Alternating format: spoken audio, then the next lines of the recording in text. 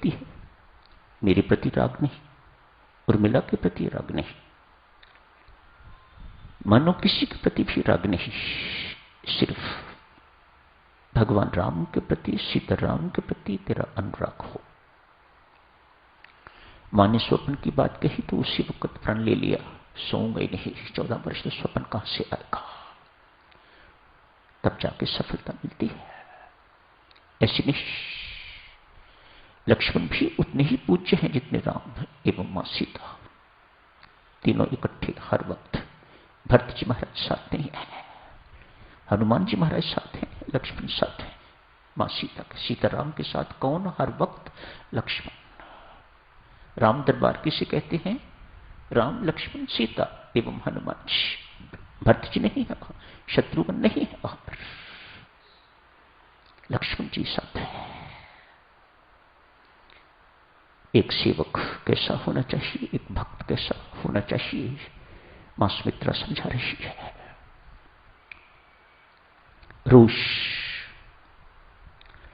कैकेयी ने जो कुछ किया है उस पर कभी रुष्ट नहीं होना लखन, ये मां कह रही है। जिसने अनर्थ किया है उस पर रुष्ट नहीं होना। भगवान राम की आज्ञा तेरे अनुसार तुम्हें अनुचित भी लगे तो रुष्ट नहीं होना, सहर्ष उसका पालन करना। कैसी शिक्षा नहीं है मां की। एक भक्त कैसा होना चाहिए, एक सेवक, सच्चा सेवक कैसा होना चाहिए। भरत को बैठे बिठाए राज्य मिल गया, अतएव भरत के प्रति तेरे हृदय में ईर्ष्या नहीं होनी चाहिए। मद की बात चल रही थी सत्य, पद मिलते ही मद आता है। आज थोड़ी सी अपनी सेवकाई की बात करेंगे। हम सभी जितने भी सेवक बनते हैं, मानो उन्हें सेवक का पद मिलता है, तो पद मिलने पर क्या होता है, तनिक सोच विचार करते हैं इस पर। मद की तुलना शराब के नशे से की जाती है। पद के साथ देवी अहम जुड़ता है तो मद आता है। पिछली बार भी आपसे कहा था, पद, इसके थोड़ा कोने में थोड़ी सी घुंडी लगा दी जाए तो मद हो जाता है। मानो पद, मद में बदलते कोई बहुत देर नहीं लगती। यूं कहिएगा, पद मिलते ही यदि मद नहीं आता तो बड़े अचंभे की बात होगी। आता ही है नशा। तो नशे में क्या होता है, आज एक छोटी सी उदाहरण से शुरू करते हैं, उसके बाद हमारे ऊपर क्या चेंजेस आती हैं, हम किस प्रकार बिहेव करते हैं, उस पर चर्चा करेंगे। एक शराबी रात को सड़क पर चल रहा है। उसी समय हाथी के ऊपर राजा साहब की एक सवारी निकली है। राजा साहब बैठे हैं, छतर ऊपर है, आगे पीछे सिपाही चल रहे हैं। सवारी निकली है। चलते चलते जहां शराबी खड़ा है, लड़खड़ा रहा है।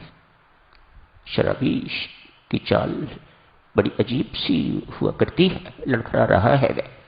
उस लड़खड़ाते हुए व्यक्ति से पूछने की जरूरत नहीं कि तूने शराब पी हुई है, मानो राजा समझ गए हैं कि इसने शराब पी हुई है। उसके पास हाथी पहुंचा है, पूछता है, रे हाथी वाले, मैं शराबी, रे हाथी वाले, हाथी बिकाऊ है, कितने का बेचेगा?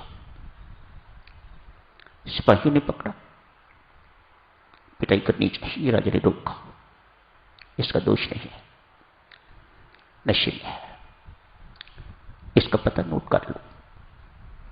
कल राजा का दरबार लगा, इसको बुलाया है, पेश करो इसे। राजा ने बहुत नम्रतापूर्वक पूछा, रात को आप हाथी खरीदना चाहते थे, सौदा नहीं हो पाया था, बोलो क्या दोगे? बहुत विनम्रतापूर्वक राजा ने प्रश्न किया। कहा, प्रजापालक, मैं तो आपकी प्रजा हूं, मुझ में ऐसा समर्थ कहां कि मैं आपका हाथी खरीद सकूं। वो हाथी खरीदने वाला रात को चला गया, मैं अब वो नहीं हूं। एक नशा था, वह उतर गया। कुर्सी को सलाम जिसे कहते हो, यही चीज है। मानो पद प्राप्त हुआ, सत्ता प्राप्त हुई तो नशा आ गया थोड़े समय के लिए, और आप उस नशीले व्यक्ति को सलाम करते हो। इसे कुर्सी का सलाम कहा जाता है। कुर्सी को सलाम हो रही है, व्यक्ति को नहीं। आपको पता है व्यक्ति नशे में है, वह सलाम डिजर्व नहीं करता। कुर्सी हिलते ही, कुर्सी खत्म होते ही, कुर्सी से उतरते ही सब कुछ खत्म हो जाता है। इस मद की तुलना शराब के नशे के साथ।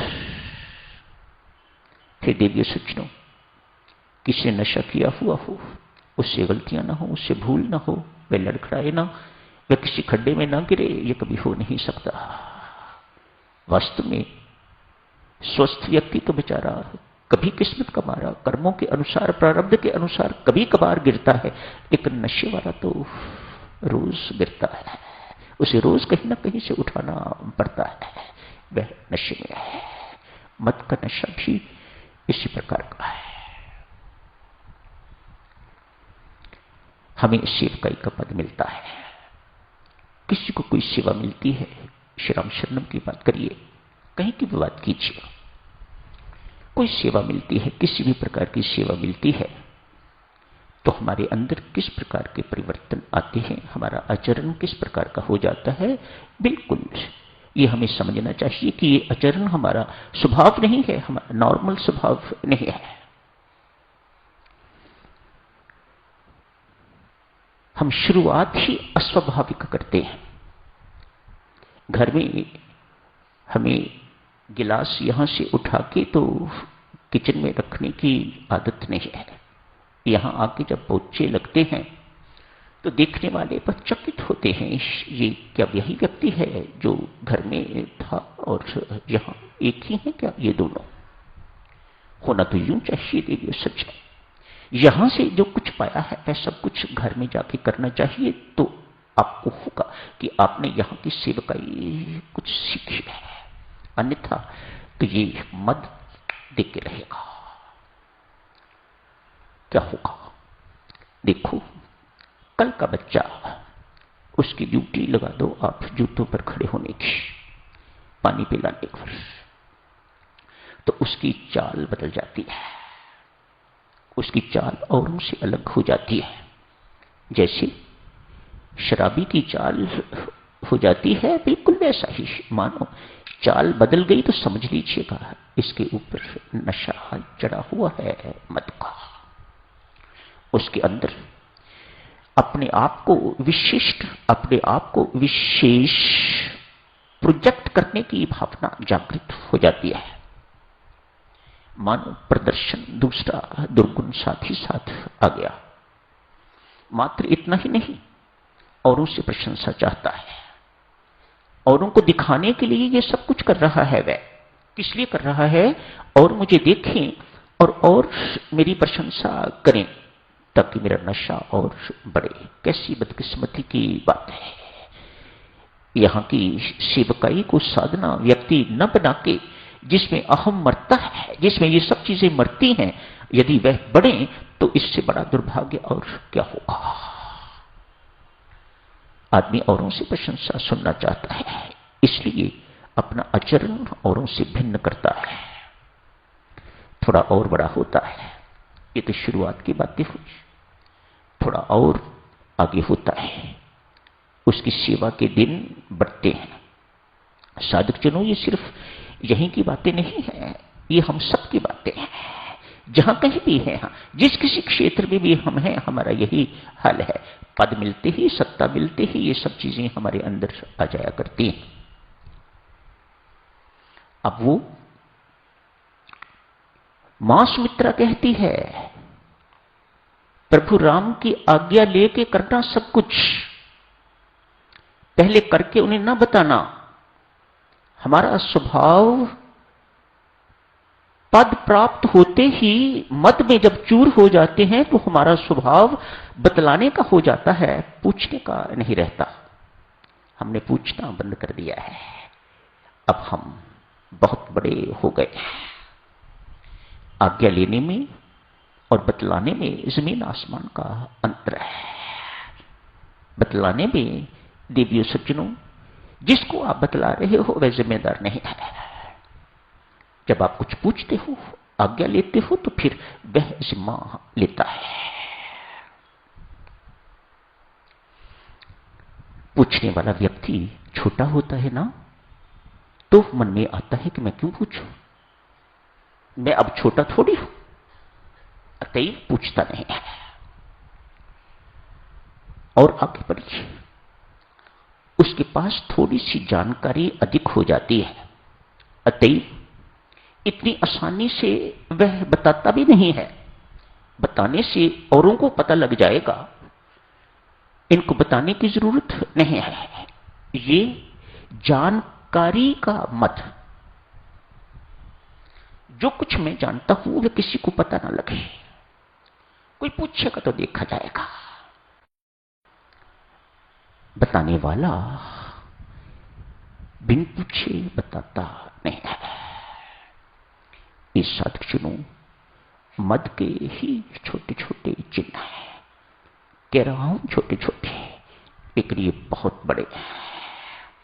ये आपको भक्ति में, साधना में बिल्कुल आगे नहीं बढ़ने देंगे। जैसे साधकजनों,